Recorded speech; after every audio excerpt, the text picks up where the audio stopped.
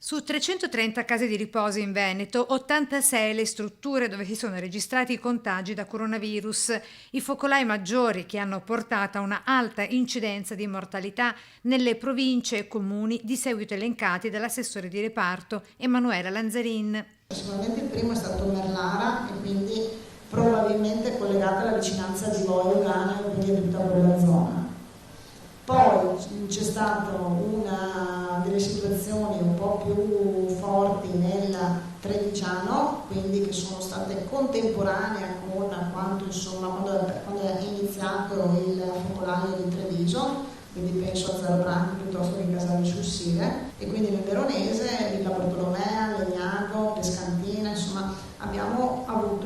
più focolai importanti con anche numeri importanti. Ed è alto l'allarme anche in una RSA di Marghera, ad oggi quella del Veneziano con il maggior numero di contagi, accoglie fino a 120 ospiti con autonomia limitata e dove, secondo report della scorsa settimana, sembrerebbe fossero una ventina gli anziani positivi al Covid-19 e per questo ricoverati nelle strutture del territorio dopo che le loro condizioni di salute erano andate peggiorando.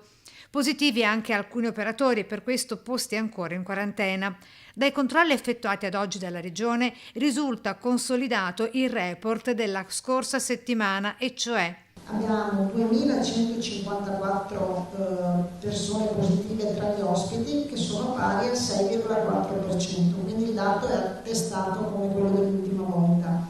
Rispetto alla totalità degli operatori abbiamo 1.003 operatori positivi, e anche in questo caso posso dire, perché poi sentendo le strutture eccetera, la maggior parte sono asintomatici, quindi di questi 1.003 operatori la maggior parte sono asintomatici, sono in isolamento ma non hanno sintomi, che corrispondono al 3,2%. Sono comunque persone sempre molto avanti con l'età, perché abbiamo visto, almeno alcuni dati che mi erano stati dati, adesso non ce li ho sotto mano, ma parlavano comunque di persone sempre sui 90 anni, 85, 90, 95, perché sappiamo poi nelle strutture per anziani ci sono anche persone effettivamente molto in là con l'età. Il piano di salute pubblica non si esaurisce qui perché al fine di garantire la sicurezza e l'assistenza con la pulizia delle strutture, i controlli verranno rieffettuati con una cadenza periodica di 10-15 giorni.